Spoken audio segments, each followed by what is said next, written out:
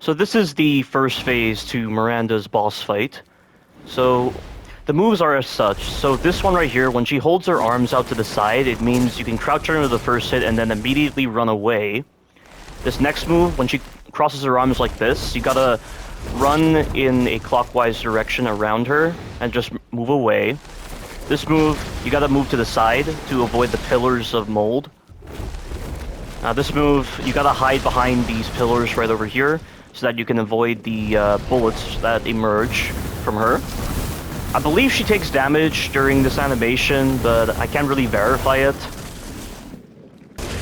Alright, now on to the spider phase, which is the second phase of this fight. Her moves are as such. So this move, you need to strafe left and then immediately run this direction around her to avoid the next hit. This move, when she jumps very close to you and she does that very lengthy slam, you've got to watch where she goes and then strafe away. Strafing is the fastest way to avoid that. This one, you gotta run away at the right moment, because that's a jump attack. Same move again, strafe left. Go around her like this. Jump attack, so wait, now sprint. This move you gotta strafe away immediately. At times she can get very close to you and just do that move out of nowhere, and it's very bullshit. It's the same with the other move where she jumps to the side and she just does that lengthy slam. Because sometimes she jumps so close to you, it's impossible to get away. It's very bullshit. You want to stay relatively close to Miranda to stop her from doing one specific move. So you see that? This move right here, I mean, I've already shown this move, but like sometimes she can jump so close to you, and it's impossible to get away from the second hit. It's very bullshit. And she's not doing the move that I need. It's very rare that she does the other jumping strike attack like she did just then. But yeah, she just keeps on doing that, and the reason why she keeps doing this particular jump strike attack is because I'm staying relatively close to her. But a lot of the times when you're far away from her, she does another kind of attack that is the hardest to predict, and it looks very similar to that other jump attack. Yeah, so if you're far away from her when she does that move, you've got to get into the right position by the time she finishes her little stab, so that you can then get around her correctly. And she refuses to do the other jumping attack. So I get far enough away from her this time. Wow, she's just refusing to do the move that I need. This is very unusual behavior. Oh, yeah, this is the move. So she jumps twice, and then you have to strafe away from her at the right moment. This only happens if you're pretty far away from her. I mean, sometimes she can do it when you're relatively close, but I mean, I think it's a very rare possibility, or maybe the times when I think she's done it very close, I'm kind of far away. But that move looks very identical to the other jumping strike attack, which is why it will definitely catch you out, just out of the blue. But again, she jumps twice, so you gotta pay attention to which direction she jumps towards, either left or right. And then you'll want to strafe away, and then strafe away from the third hit. Alright, now on to the flying phase. This one is the easiest phase out of the bunch, because her moves are very limited in this phase. This move, she summons a bunch of orbs that she'll shoot at you. So you can destroy the orbs, or you can run to the side like this, but it's much better to just shoot the orbs. Because if you end up running in the wrong direction, or you end up running left, but you run into a very tight spot, she can catch you out very easily, which is why it's just best to destroy the orbs. Obviously in a Knives Out run, although I can't imagine why the developers think this fight is suitable for Knives Out, because they're fucking retarded like that. You don't stand a chance against that move. You have to obviously run to the side, and in the last phase, this can be very, very bullshit. But after she does this orb move for this phase, she will always do this aerial attack that needs you to run to the side. And when she is in the middle of her recovery animation after doing this aerial attack, stay close to her. because you'll force her to do this move. This is important, because if you force her to do this move, you will avoid the potential for her to do a second or third aerial attack that looks identical to the other one. So this is very important for this phase. This will not work in the last phase of this fight, which sucks. But that's really all of the moves you really need to know for this phase, because like I said, her moves are very limited in this phase. She has like 2 attacks in this flying phase. 3 attacks technically if you count this move, which is more so like a counter animation to you being close. So she's summoning the orbs again, so try to shoot the orbs, and you'll take away her option. I missed it right there, so you gotta move to the side. You have to sprint to the side specifically.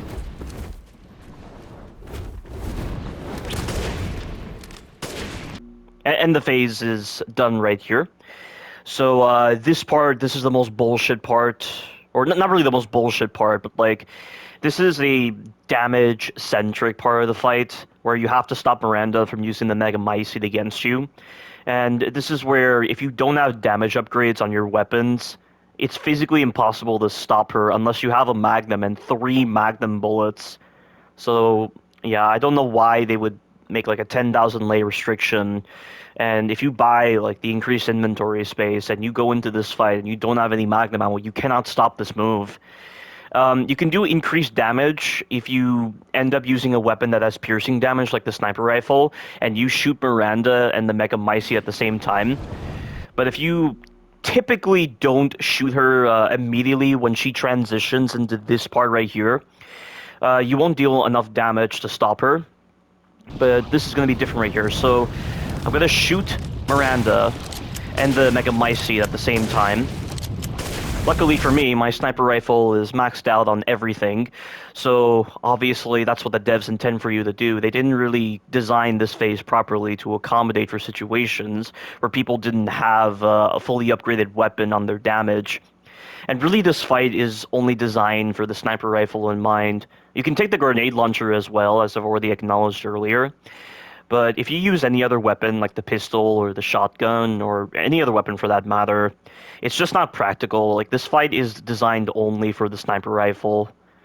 Just like in Resident Evil Revelations 1, when you're taking on Jack Norman as the final boss, and you have a maxed out sniper rifle for damage.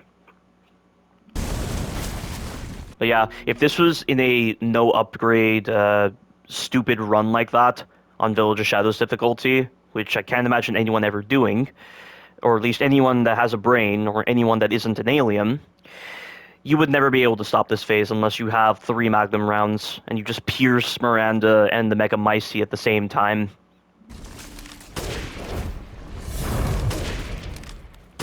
But this part, you can choose to use a flash grenade on Miranda when she exposes herself and get her out of this dark phase, but I don't see the advantage of it, so it's just better to damage her with your sniper rifle when she appears. And the first time she goes into this phase, she's in the dark phase a lot longer compared to the last phase, where when she goes into the dark phase during the last phase, she's only able to attack you twice before she ends the dark phase and resumes the normal phase. But I have my voice volume off for the purposes of this review here so that I can actually communicate the moves effectively.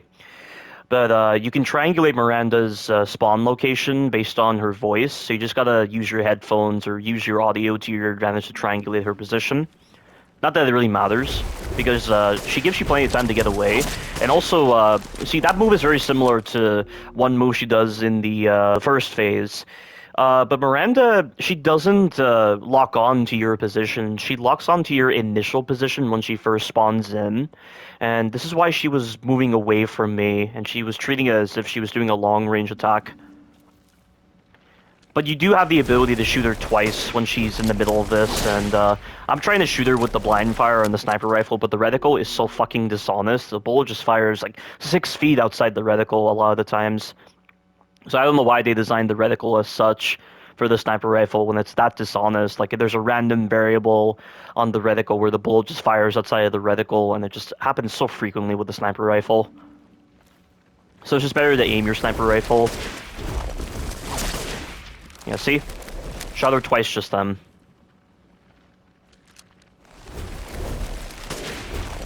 When she says this line right here, it means this is the end of the dark phase.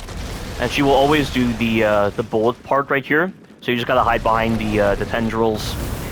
This can be pretty bullshit, because if she does an unfavorable attack animation, and the tendrils are in her way, it can displace her position, so she'll end up being shifted if she collides with the tendrils. So you gotta position yourself correctly, where the tendrils are not a factor to consider if they affect her position. So like stand right here so that the tendrils aren't in your way, and she decides to transition into the flying phase, and this is the most bullshit part of the fight. This last phase right here is very bullshit because of those phase transition animations. You'll notice that she transitioned from her ground phase to her flying phase. Every time she transitions from the ground phase, it's always going to damage you. It's very bullshit. So if she does a ground to spider transition, it will damage you. If she does a ground to flying phase transition, it will damage you. So you have to be nowhere near her at all times during this last phase. And obviously, if you're doing a stupid Knives Out run like a fucking alien, you are very limited in your attempts to actually damage her with your melee weapons. And given how much the melee weapons are very slow when they collide with her, and it slows your movement down, you have to limit yourself a lot when doing this kind of run, and it just drags the fight out, and that just goes to show how fucking retarded the developers were when implementing the Knives Out restriction for 70,000 CP, the most amount of CP out of every challenge ever. But see that? She tried to shift her position by just strafing, but she collided with the tendril. It's stuff like that that can be very random with her.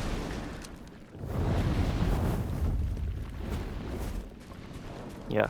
This, oh, see, she never does this move. I said that she never does this move, where it's like she barely does this counter-attack like she does in that previous flying phase, in her third phase. But sometimes she can do it. And she chose to do the aerial attack before doing that counterattack, and she only did the counterattack because I was close. But I guarantee you guys that it's not going to be consistent. She will always do the other phase transition animations when she goes from her flying phase to the grounded phase, or from the flying phase to the spider phase. So right here, she decides to transition from the spider to flying phase, and this is very important to note.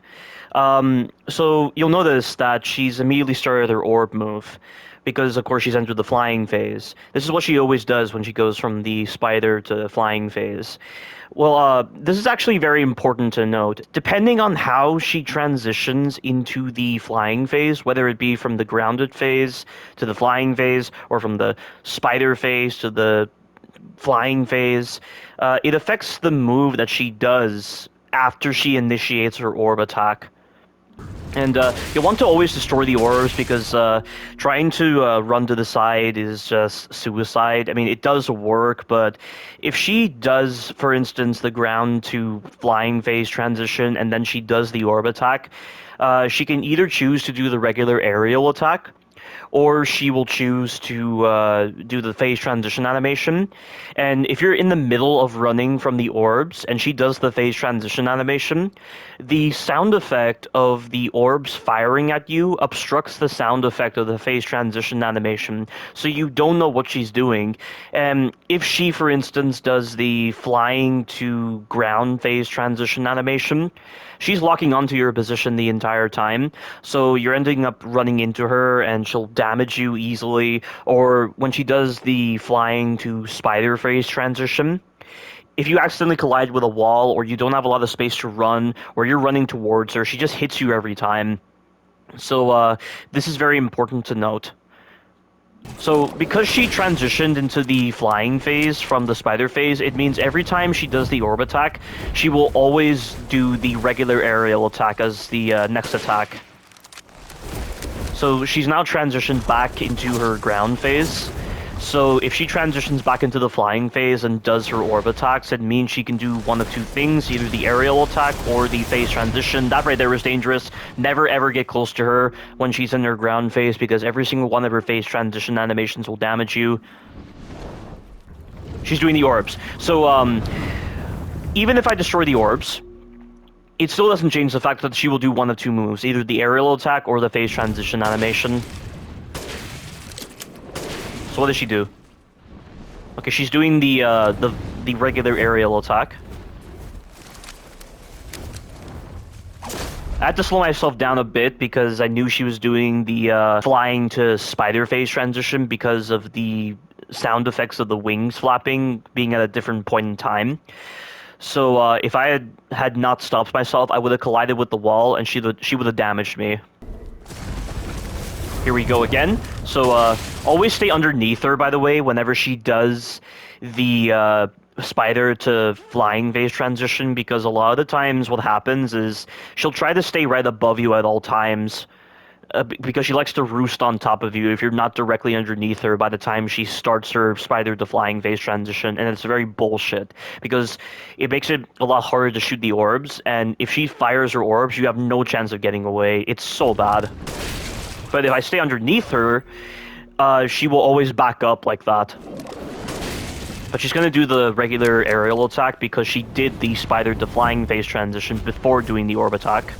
You know, I just realized, what exactly happened to the Megamycete regulator? Did she merge with the Megamycete regulator as well? That's confusing. Or did, like, the Megamycete melt down the Megamycete regulator or something? That's very strange, because I don't see anything here.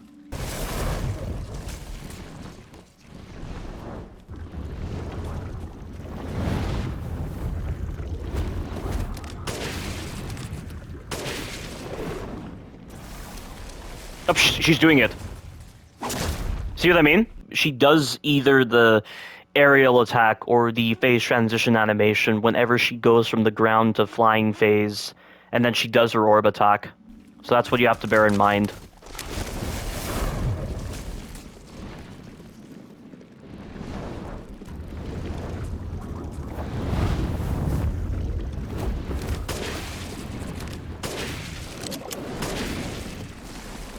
Oh, see? You see that, guys? This is why I'm saying that even when you shoot the orbs, it doesn't change Miranda's behavior. So, like, even when I shot the orbs, when they were lit up, it didn't stop Miranda from doing her phase transition animation. So again, whenever Miranda transitions from the spider phase to the flying phase, she will always do the aerial attack after she does the orb attack. If she transitions from the ground phase to the flying phase, she will either do the aerial attack or the phase transition animation after she does the orb attack, which is what happened just then. So she's doing the phase transition animation. She's doing the flying to spider phase transition. This move isn't so bad because she's very delayed. Like, there's a lot of startup frames to this animation, so it gives you plenty of time to get away from her. But you have to make sure you have a lot of space, because if you're just running like crazy, you're going to end up colliding with a wall, and she'll most likely catch you out. But pretty much the last phase is just a culmination of all of the moves that she did previously for the previous phases, only she has the added benefit of the phase transition animations, and the phase transition animations are what make this fight very bullshit. Okay, this one right here. When she transitions from the spider to the ground phase, she will do this move where she will summon a bunch of pillars. When you strafe to the right is very important. So what you need to do is you need to back up, and just before she starts her pillar attack, you need to prematurely start strafing to the right. So, like, as soon as you see her start her pillars, that's when you strafe to the right. So watch. Like this. See? That works every single time. So where you are standing initially before she summons the pillars is very important, because she will always face in your direction, and because of the fact that the pillars always spawn in the same locations relative to her when she's looking at you, this is why strafing to the right works with avoiding this move.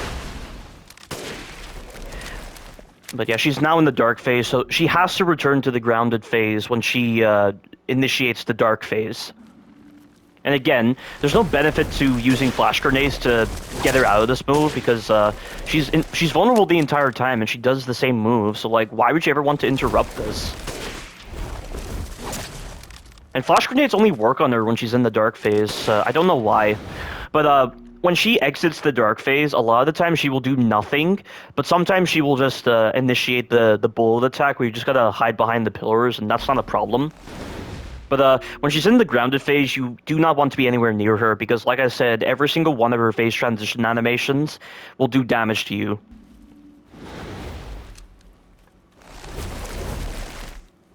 And also, when she does her regular grounded attacks, she will tend to cancel her combo to do the transition. See, she canceled her combo, and she's doing the transition right now.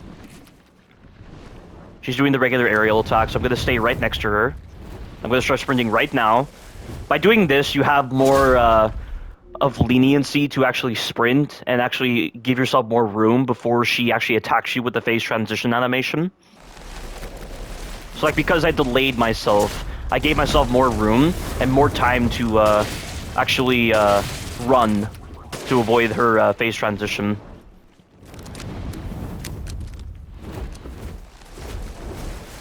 See, if you heard the wing flutter noises, you notice that they occurred much sooner once she started her phase transition. This means that she's doing the flying to ground phase transition. And this is the most bullshit one, because it feels like at times she locks onto your initial position and she just goes to that spot when she starts her transition, so that's fine, so you can get away from her. But then other times it feels like she locks onto you even when you're moving, and she just gets a hit out on you. And also, the attack animation that she does, where she finishes her phase transition from the flying to ground phase, it has phantom range, which is very bullshit. And you can notice this as well when you play the game in the third-person mode, but of course you can't really take much from it because the third-person mode for Resident Evil Village adds new hitbox issues, so that could be just the result of the third-person mode. But I guarantee you, you can see the phantom range on their phase transition animation, and it's stuff like this that makes the fight very bullshit.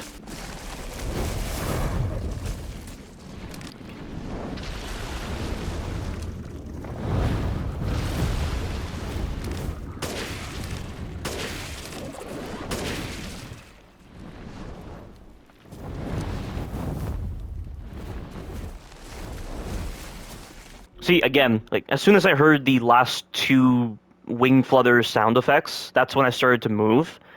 And she was able to avoid hitting me with that very bullshit phase transition attack, where she goes from the flying phase to the ground phase.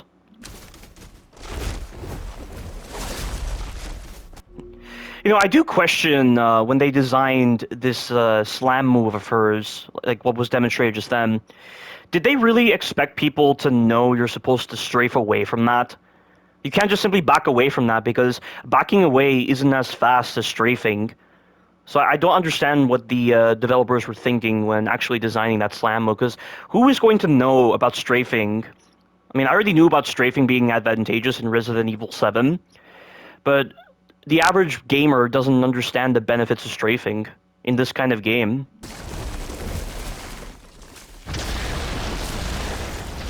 Well, also, something I forgot to mention about this pillar move, it's best to be far away from Miranda, because you have more space to actually strafe into, compared to being close to her.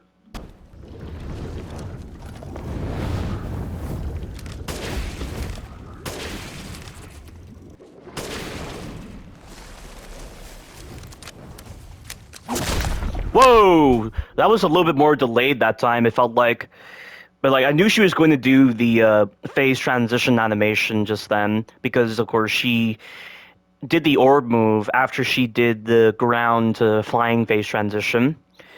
But at times it feels like the phase transition from the flying to the spider phase is slightly delayed, so your timing is just off for no reason.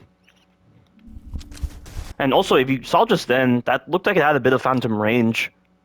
Like, those legs didn't exactly slam right onto me when I took damage, so that's pretty annoying. Yeah, Miranda does have a couple of hitbox issues. And that's why I say that Heisenberg is a significantly better fight, because you don't really encounter hitbox issues with Heisenberg because of the way the fight's designed, and that fight promotes actual skill, whereas with this one, it feels like you have to be like overly technical with understanding Miranda to better understand how to avoid her moves in the final phase, and the final phase is really the low point with Miranda's boss fight. You see that just then? That's one of the issues I'm talking about with that move. She jumps so close to you, you have almost no time to get away. And luckily for me, I was turning the camera and I was just about to sprint. Like it's stuff like that that's really bullshit about that move.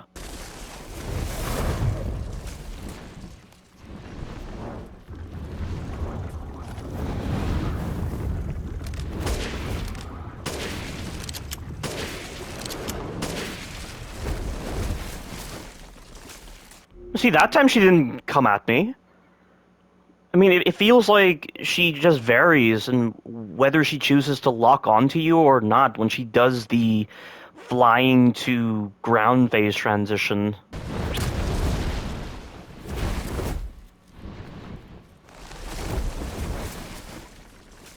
Well, how did she not hit me just then? That move is supposed to have phantom range, and it somehow didn't hit me. It makes no sense.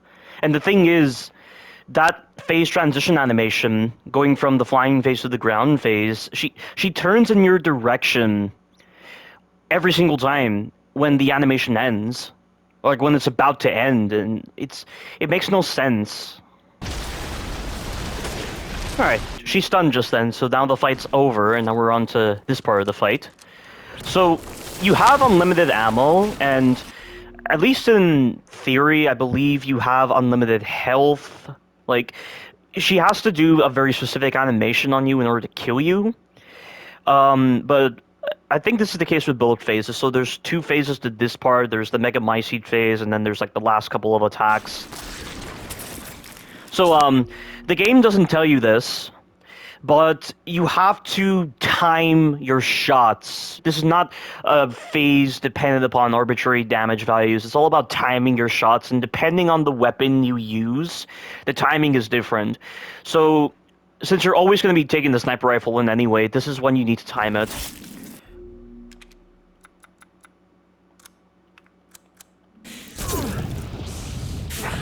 To ensure I never see your face again, I will feed. So see, the moment she said "fee," that's when you have to shoot Miranda in order to stop her. I don't know why the developers don't tell you this, but if you've seen my poor designs of the Resident Evil Village series, you understand how much of a fucking issue this is, and how retarded the developers were when designing this phase.